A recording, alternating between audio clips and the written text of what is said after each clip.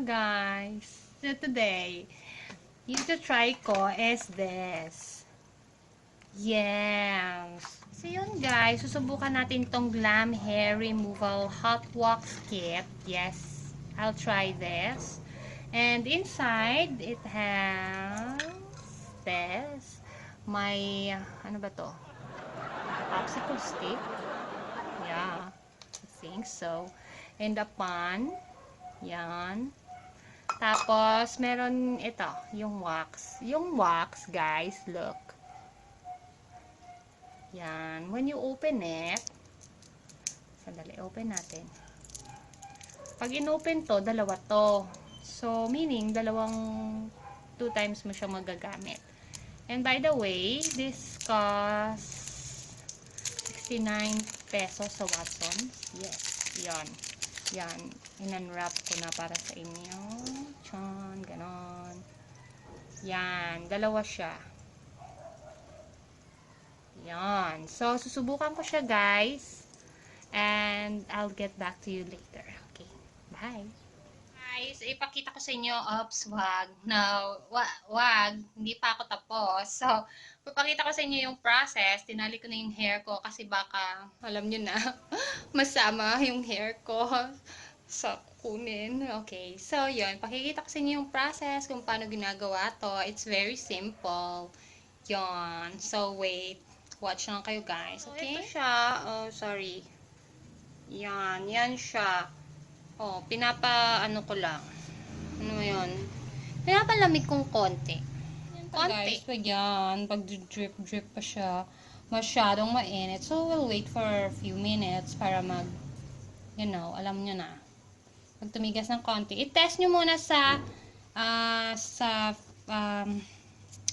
ba yun? Dito, sa skin nyo, test nyo muna ng konti. Okay? We'll let it, yan, ano ba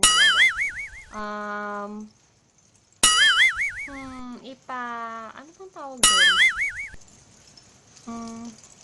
Basta palamigin natin konti. Tapos test natin sa part of our skin. Yeah, it's tolerable. Now we will try it, okay? Shut. Ganon.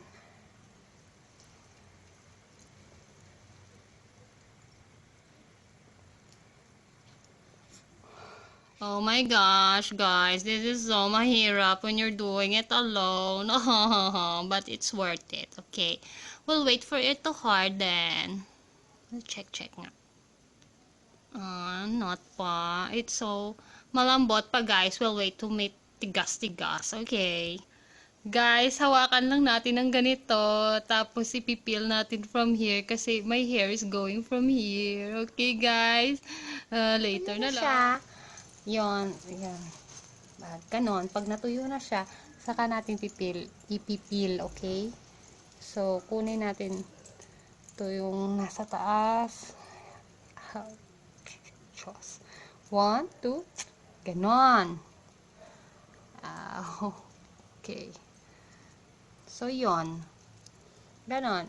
Tapos, yan, magkaka-red kang pantal dyan. But this is the gross stuff. Okay, so I'll finish this and I'll be back with you. Yun guys, dito sa likod, nakalagay naman yung direction niya. Tapos itong wax na to, may 50 grams of product siya. And then, madali lang naman yung mga direction na nakalagay dun guys. I-follow na lang natin. Okay. So guys, that's my review for this Glam Work hair removal. Yeah. So this this product, I bought it sa Watsons for 69 pesos, and gaya nga nang nakita nyo, dalawa siya. So yung isa gagamitin ko pag tumubo na yung hair ko ulit, diba? So guys, salamat sa paglantaw, and halong kamo. And I'll see you soon. Okay, bye!